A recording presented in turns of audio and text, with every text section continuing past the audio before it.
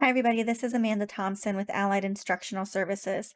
One of the projects we're working on right now is sampling some of the devices that are out there for our students who are blind or have low vision and looking at the needs that each device meets, as well as having some very basic introductory training videos on these devices to help TVIs and students get up and running.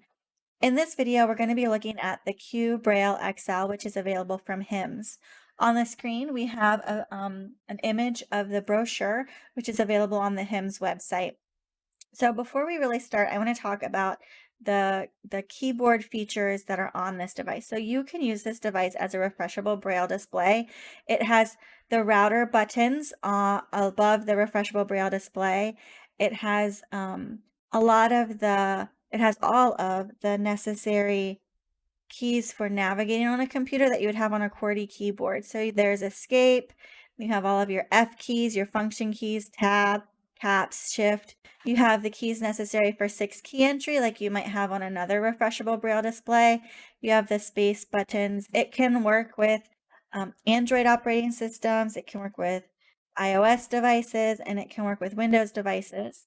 And so you can use these keyboard commands that you would use on a QWERTY keyboard on this 6-key entry. So it is a seamless pair between QWERTY and not.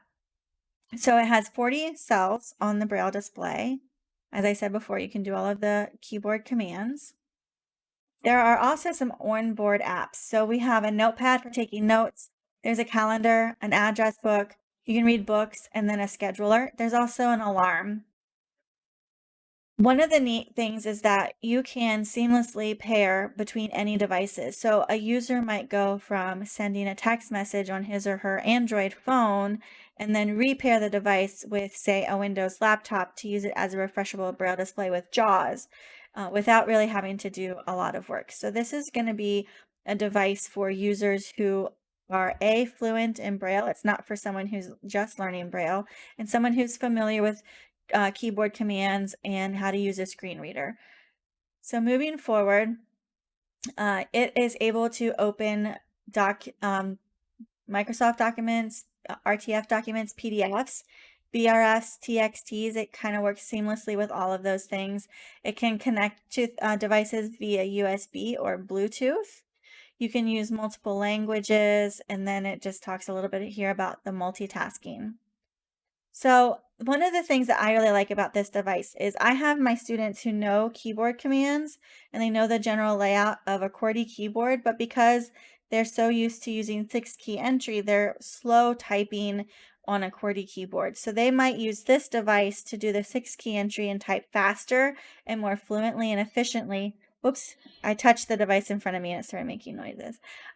So they can do the 6-key entry and still have easy access without having to learn a whole bunch of new commands that they might have to learn for another refreshable Braille display, thinking of something like the Focus 40 or the Chameleon, which is now available from APH.